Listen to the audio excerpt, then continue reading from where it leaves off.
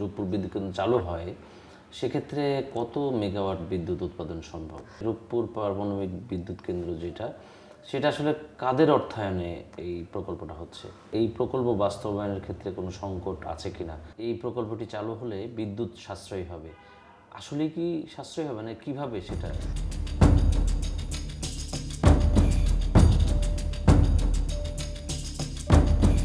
প্রিয় দর্শক, দৈনিক আমাদের সময়ের নিয়মিত আয়োজন হার্ড নিউজ অনুষ্ঠানে আমি আপনাদের সঙ্গে আছি মঈন বকুল। আর আজকে আমাদের সময় স্টুডিওতে উপস্থিত হয়েছেন দৈনিক আমাদের সময়ের সিনিয়র রিপোর্টার লুৎফর রহমান কাকুন। কেমন আছেন? জি, ভালো আছি। কাকুন ভাই, আজকে পত্রিকায় দেখছি আপনি একটি গুরুত্বপূর্ণ নিউজ করেছেন, গ্রিড লাইনে আটকে আছে রূপপুর বিদ্যুৎ কেন্দ্র।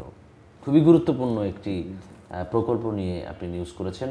আসলে নিউজের মধ্যে কি আছে? ধন্যবাদ। আসলে দেখেন, রূপপুর পারমাণবিক বিদ্যুৎ কেন্দ্র বাংলাদেশে খুবই আলোচিত বিদ্যুৎ প্রকল্প। এটা কারণ হচ্ছে যে বাংলাদেশ তো অ্যাকচুয়ালি এনার্জি হ্যাংরি কান্ট্রি। এখানে আপনার যেভাবে ইকোনমিক ডেভেলপমেন্ট করতেছে সেখানে অনেক বিদ্যুৎ কেন্দ্র দরকার। তো বিগত 10-15 বছরে ছোট ছোট অনেক বিদ্যুৎ কেন্দ্র হয়েছে, সেগুলি অনেক এক্সপেন্সিভ।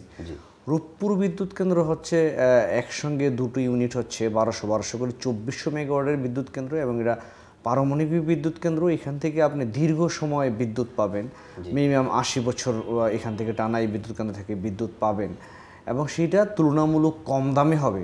আপনার জ্বালানি তেল, কয়লা বা অন্যান্য যে বিদ্যুৎ কেন্দ্র আছে সেখান থেকে এই বিদ্যুৎ কেন্দ্র থেকে আপনি অনেক বেশি বিদ্যুৎ কেন্দ্র পাবেন। আপনি জানেন যে আমাদের দেশে আসলে 50 মেগাওয়াট, 100 মেগাওয়াট, 200 মেগাওয়াট এরকম অনেক বিদ্যুৎ কেন্দ্র।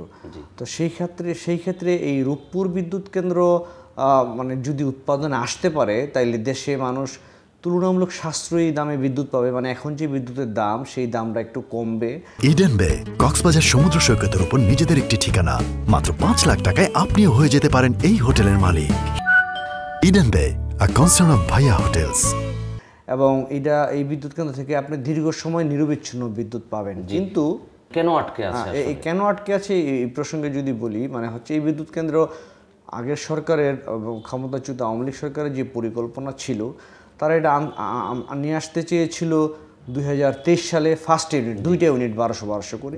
সেটা হয়নি। এখন সেটা আপনার 2024 সালে পরে আসার কথা ছিল, সেটাও হয়নি। এখন যে দায়িত্বশীলটা বলতেছে এটা 2025-এর মাঝামাঝি নিয়ে আসবে, কিন্তু সেইটা আদৌ সম্ভব হবে কিনা বলা যাচ্ছে না। কারণ এই বিদ্যুৎ কেন্দ্র থেকে বিদ্যুৎ ন্যাশনাল গ্রিডে দেওয়ার জন্য যে গ্রিড লাইন, 3-4টা গ্রিড লাইনের সংযুক্তি করতে হবে, সেই গ্রিড লাইন খুবই ধীরগতিতে হয়েছে এবং সেই কাজ এখনও শেষ হয় নাই। ফলে বিদ্যুৎ কেন্দ্র রেডি হয়ে গেলেও গ্রিড লাইনের কারণে এখান থেকে বিদ্যুৎ জাতীয় গ্রিডে দিতে মানে একটু দেরি হয়ে যাবে। মানে পরিকল্পনা সেটা বাস্তবায়ন হচ্ছে না, সেই জন্যই লেখা যে আটকে আছে। জি, বুঝছি। আসলে এই বিদ্যুৎ কেন্দ্রটা যদি রূপপুর বিদ্যুৎ কেন্দ্র চালু হয় সেক্ষেত্রে কত মেগাওয়াট বিদ্যুৎ উৎপাদন সম্ভব? দুটো ইউনিটের বিদ্যুৎ কেন্দ্র 1200 মেগাওয়াট 1200 মেগাওয়াট করে। ফার্স্ট ইউনিট 1200 মেগাওয়াট, সেকেন্ড এখান থেকে 2400 মেগাওয়াট বিদ্যুৎ আমরা পাবো মানে ন্যাশনাল গ্রিডে, যদি এই বিদ্যুৎ কেন্দ্র পুরোদমে চালু করা সম্ভব হয়। জি, আমরা আরেকটি বিষয় একটু জেনে নেব যে আসলে রূপপুর পারমাণবিক বিদ্যুৎ কেন্দ্র যেটা, সেটা আসলে কাদের অর্থায়নে এই প্রকল্পটা হচ্ছে? রূপপুর পারমাণবিক বিদ্যুৎ কেন্দ্র আপনার বাংলাদেশের যত প্রকল্প আছে তার মধ্যে সবচেয়ে বড় আর্থিক দিক দিয়ে এই প্রকল্প সবচেয়ে বড় প্রজেক্ট। আপনি যেমন পদ্মা সেতু নিয়ে অনেক আলোচনা হয়েছে, কিন্তু পদ্মা সেতু থেকে অনেক বেশি টাকার অঙ্কে এই প্রজেক্টটা হচ্ছে।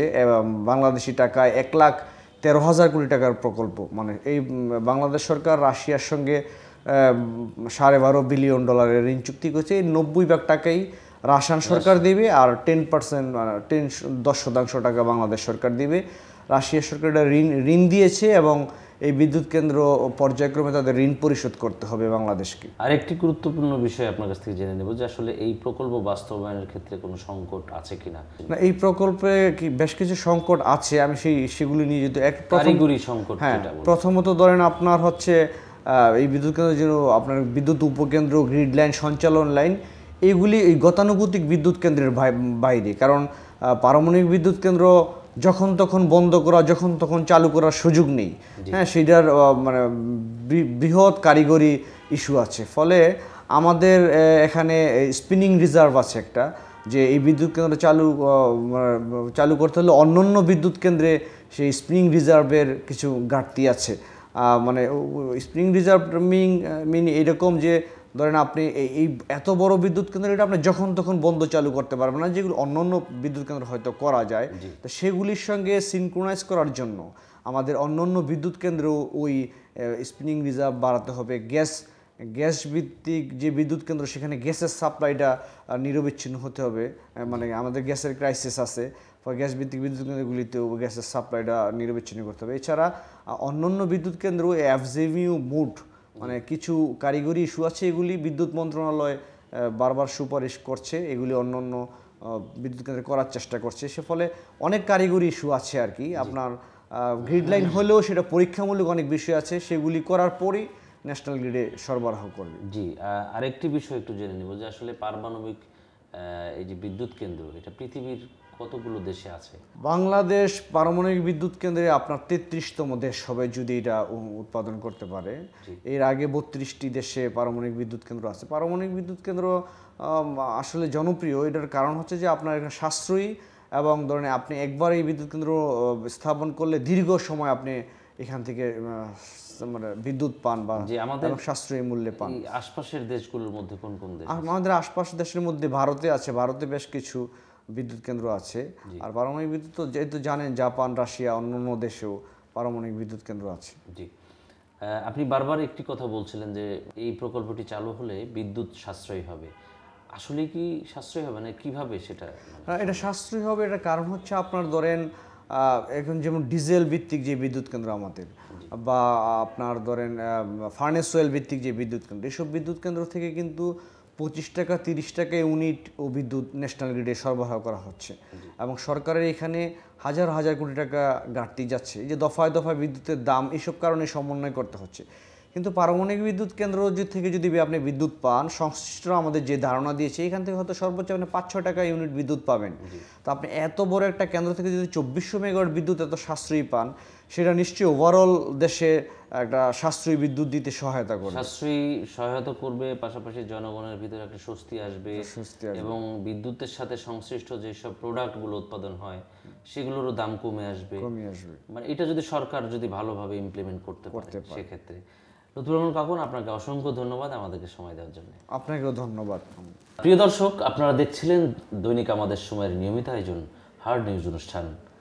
তবে এই নিউজটি বিস্তারিত জানতে এবং পড়তে হলে অবশ্যই আপনাকে দৈনিক আমাদের সময়ের প্রিন্ট অথবা অনলাইনে চোখ রাখতে হবে। আজ এ পর্যন্তই। আগামীকাল অন্য কোনো ইস্যু নিয়ে অন্য কোনো অতিথিকে নিয়ে আপনাদের সামনে হাজির হব। সে পর্যন্ত সবাই ভালো থাকুন, সুস্থ থাকুন এবং দৈনিক আমাদের সময়ের সঙ্গী থাকুন।